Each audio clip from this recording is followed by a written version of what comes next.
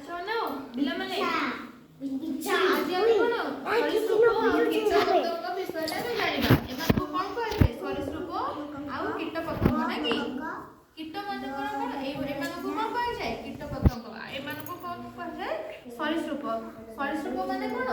ମାନେ ସେମାନେ ଚାଲିବା ଲାଗି ତାଙ୍କର କଣ ଦେହର ବ୍ୟବହାର କରନ୍ତି। ପେଟ ଛାତି ସେମାନେ ଖାଲି ଗୋଡରେ ଚାଲି ପାରନ୍ତିନି, ଖାଲି ହାତରେ ଗୋଡ ଇଏ କରିକିନା ଚାଲି ପାରନ୍ତିନି।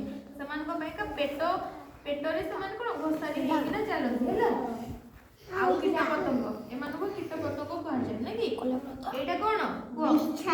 କଙ୍କଡା ବିଛା। କଙ୍କଡା ବିଛା ଇଂରାଜୀରେ କଣ କହନ୍ତି? ସ୍କର୍ପିଅନ। ଏଇଟା କଣ? ଉଙ୍କୁଣି। ଉଙ୍କୁଣିକୁ କଣ କୁହାଯାଏ? ଲାଉସ। ଏଇଟା କଣ? ପିମ୍ପୁଡିକୁ ଇଂରାଜୀରେ କଣ କହନ୍ତି? ଆଣ୍ଟ। ଏଇଟା କଣ? ଉଇକୁ କଣ କହନ୍ତି ଇଂରାଜୀରେ? ଟର୍ମାଇଟ। ଏଇଟା କଣ? କାଠି ପୋକ। କାଠି ପୋକକୁ ଇଂରାଜୀରେ କଣ କହନ୍ତି?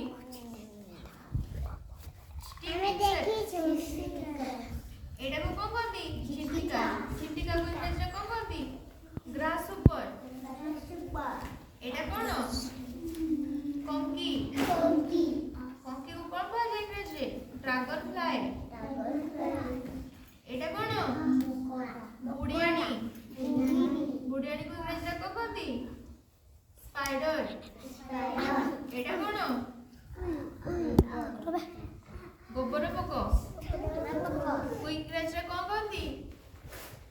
ବିଟଲ। ଏଇଟା କଣ? ଗୋଟି ପୋକ। ଏଟାକୁ ଇଂରାଜୀରେ କଣ କହନ୍ତି? ସିଲ୍କୱାର୍ମ। ଏଇଟା କଣ? ଅସରପା। ଅସରପାକୁ କଣ କହନ୍ତି ଇଂରାଜୀରେ? କକ୍ରୋଚ। ଏଇଟା କଣ? ପ୍ରଜାପତି। ପ୍ରଜାପତିକୁ କଣ କହନ୍ତି ଇଂରାଜୀରେ? ବଟରଫ୍ଲାଏ। ଏବେ ଆମେ କିଛି ସରୀସୃପ ମାନଙ୍କର ଜାଣିବା। ସରୀସୃପର ଇଂରାଜୀ କଣ? ରେପ୍ଟାଇଲ୍ସ। ସରୀସୃପ ମାନଙ୍କୁ ଇଂରାଜୀରେ କଣ କହନ୍ତି? ରେପ୍ଟାଇଲ୍ସ ନାକି?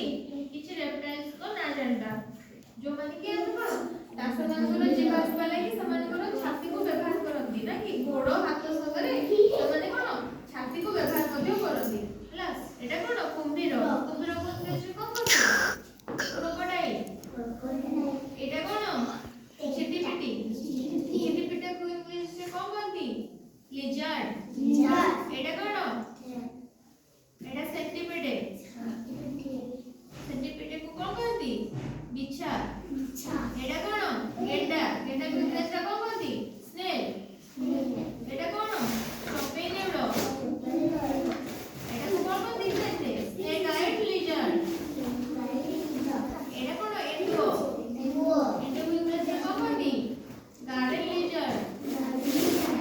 ଏଇଟା କଣ? ଗୋଧି। ଗୋଧିକୁ ଇଂଲିଶରେ କଣ କହନ୍ତି? ଗୁଆନା।